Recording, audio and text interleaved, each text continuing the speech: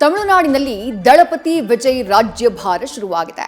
ಇವತ್ತಿನಿಂದ ವಿಧಾನಸಭಾ ಅಧಿವೇಶನ ಆರಂಭ ಆಗಿದ್ದು ಸಿಎಂ ಜೋಸೆಫ್ ವಿಜಯ್ ಸೇರಿದಂತೆ 233 ಶಾಸಕರು ಪ್ರಮಾಣ ವಚನವನ್ನು ಸ್ವೀಕರಿಸಿದ್ದಾರೆ. ವಿಜಯ್ ಸರ್ಕಾರಕ್ಕೆ 120 ಶಾಸಕರ ಬಲ ಇದ್ದು ಬಹುಮತ ಸಾಬೀತುಪಡಿಸೋದು ನಿಶ್ಚಿತ ಆಗಿದ್ದು ಮುಂದಿನ 6 ತಿಂಗಳು ಟಿವಿಕೆ ಸರ್ಕಾರ ಸುಭದ್ರವಾಗಿರಲಿದೆ. ಈ ಮಧ್ಯೆ ಸಿಎಂ ಸಿದ್ದರಾಮಯ್ಯ ದಳಪತಿ ವಿಜಯ್ಗೆ ಕರೆ ಮಾಡಿ ಶುಭಾಶಯಗಳನ್ನು ತಿಳಿಸಿದ್ದು ಬೆಂಗಳೂರಿಗೆ ಬರುವಂತೆ ಆಹ್ವಾನವನ್ನು ನೀಡಿದ್ದಾರೆ.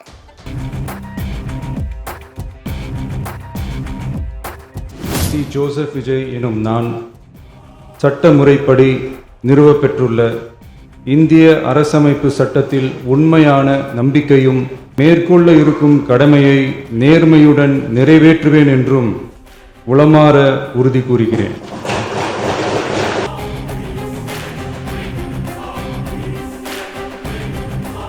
ತಮಿಳುನಾಡಲ್ಲಿ ಈ ಬಾರಿ ನಡೆದ ಚುನಾವಣೆ ದ್ರಾವಿಡ ನೆಲದ ರಾಜಕೀಯ ಇತಿಹಾಸವನ್ನೇ ಬದಲಿಸಿದೆ. ಕಳೆದ 6 ದಶಕಗಳಿಂದ ಡಿಎಂಕೆ, ಎಐಎಡಿಎಂಕೆ ಅಧಿಪತ್ಯವಿದ್ದ ತಮಿಳುನಾಡಿನಲ್ಲಿ ಮೊದಲ ಬಾರಿಗೆ ಟಿವಿಕೆ ಉದಯ ಆಗಿದ್ದು ಸಿ ಜೋಸೆಫ್ ವಿಜಯ್ ಮುಖ್ಯಮಂತ್ರಿಯಾಗಿ ಗದ್ದುಗೆ ಏರಿದ್ದಾರೆ. ತಮಿಳುನಾಡು ರಾಜಕೀಯ ರಂಗದಲ್ಲಿ ಮಾಸ್ಟರ್ ಯುಗಾರಂಭವಾಗಿದ್ದು ನಿರೀಕ್ಷೆಗಳು ಗರಿಗೆದರಿವೆ.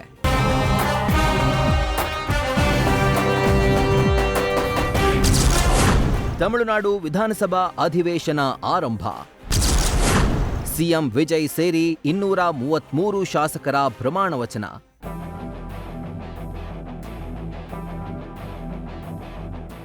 ತಮಿಳುನಾಡಿನಲ್ಲಿ ವಿಜಯ್ ಸರ್ಕಾರ್ ದರ್ಬಾರ್ ಶುರುವಾಗಿದೆ. ನಿನ್ನೆ ನೂತನ ಸಿಎಂ ಆಗಿ ಪ್ರಮಾಣ ವಚನ ಸ್ವೀಕರಿಸ್ತಾ ಇದ್ದಂತೆ ಟಿವಿಕೆ ನೂತನ ಸರ್ಕಾರದ ಮೊದಲ ವಿಧಾನಸಭಾ ಅಧಿವೇಶನ ಇಂದಿನಿಂದ ಆರಂಭವಾಗಿದೆ.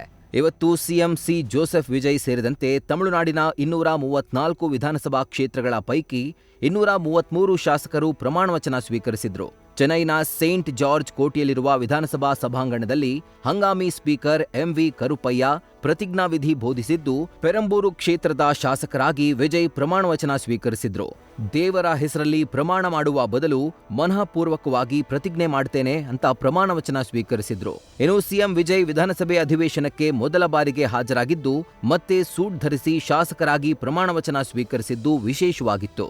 ಇದು ತಮಿಳುನಾಡು ರಾಜಕೀಯದಲ್ಲಿ ಮನ್ವಂತರ ಶುರುವಾಗುವ ಮುನ್ಸೂಚನೆ ಕೊಟ್ಟಿದೆ.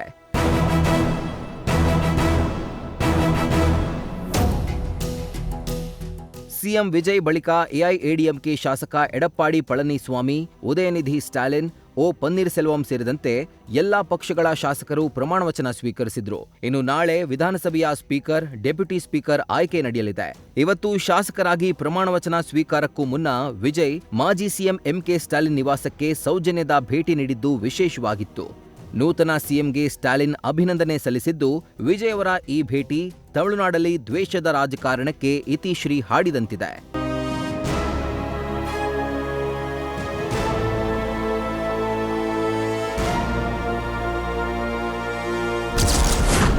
ಸರ್ಕಾರ್ಗೆ 120 ಶಾಸಕರ ಬಲ, ಬಹುಮತ ನಿಶ್ಚಿತ.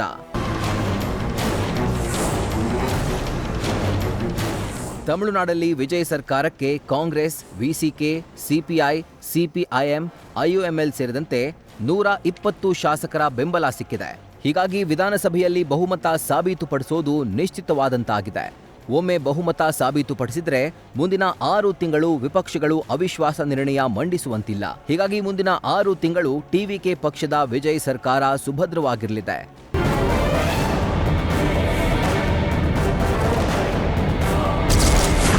ವಿಜಯ್ಗೆ ಕರೆ ಮಾಡಿ ಸಿಎಂ ಸಿದ್ದರಾಮಯ್ಯ ಶುಭಾಶಯ. ಬೆಂಗಳೂರಿಗೆ ಬರುವಂತೆ ಜನನಾಯಕನ್ಗೆ ಆಹ್ವಾನ.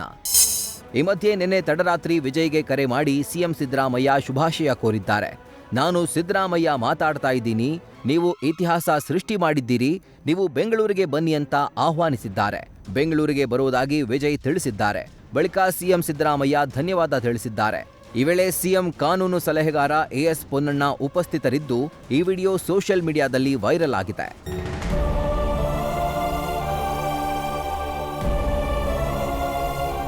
ಒಟ್ಟಾರೆ ದಳಪತಿ ವಿಜಯ್ ಬೆಳ್ಳಿತೆರೆಯಲ್ಲಿ ಜನಮನ ಗೆದ್ದಂತೆ ಇನ್ನು ರಾಜಕೀಯದಲ್ಲೂ ಬೆಳ್ಳಿ ರೇಖೆ ಮೂಡಿಸ್ತಾರಾ ಅನ್ನೋದು ಕುತೂಹಲ ಮೂಡಿಸಿದೆ. ಜೊತೆಗೆ ವಿಭಿನ್ನ ಶೈಲಿ, ಹೊಸ ತಲೆಮಾರಿನ ರಾಜಕೀಯ ಭಾಷೆ, ಬದಲಾವಣೆಯ ಸಂದೇಶಗಳು ತಮಿಳುನಾಡಿನ ಮತದಾರರಲ್ಲಿ ದೊಡ್ಡ ನಿರೀಕ್ಷೆ ಮೂಡಿಸಿದೆ.